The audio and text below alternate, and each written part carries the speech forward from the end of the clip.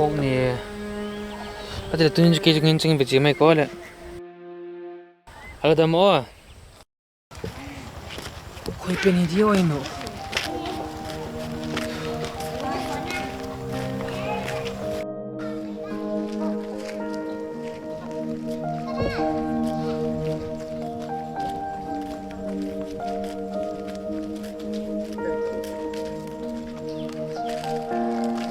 koi tak dio ino lo mamai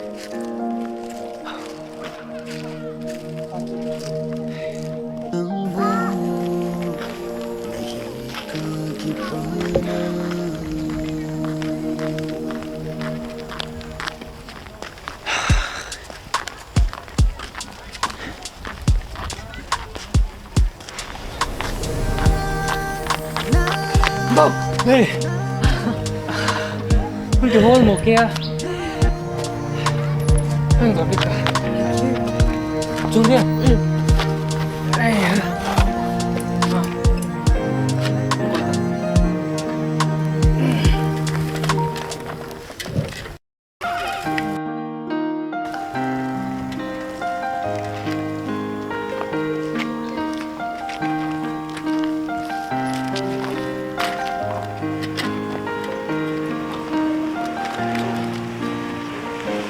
Không có good chơi đấy, mẹ lời xíu xíu nó lằng chơi đấy à?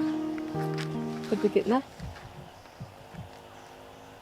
Cái cầm nào chú lần cái ngày đâu cho, nó cầm mà ông đeo thì lần to là, ít chỉ là hay rằng là man sao cái này. Aku tidak, aku sini ke king om sini ni piala tayo.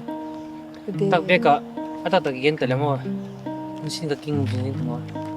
Nó cái nồi kiện vào phá chú. Nang kong chang được khát lao ấy chứ. Nó tỏ ra nó sẽ khát hết. Kian ning tele.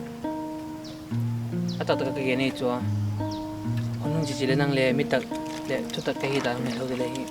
Abang mang le nu chỉ tin. Ti bek don lo de hi ma.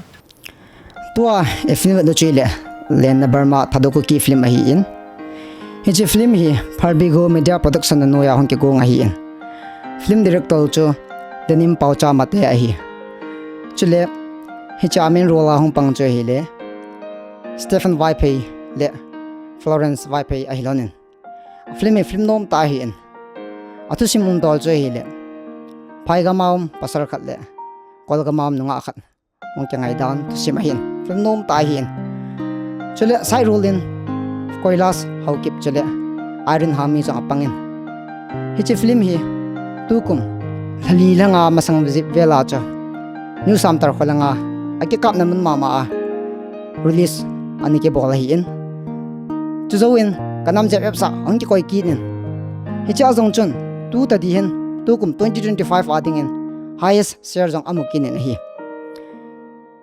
chule hi chi film hi idam nawa hi le pa tu jong ki borna lai ding hi chule chom kha zo le youtube ma jong ki koi ki ding hai tai ti cho kan si no ma hi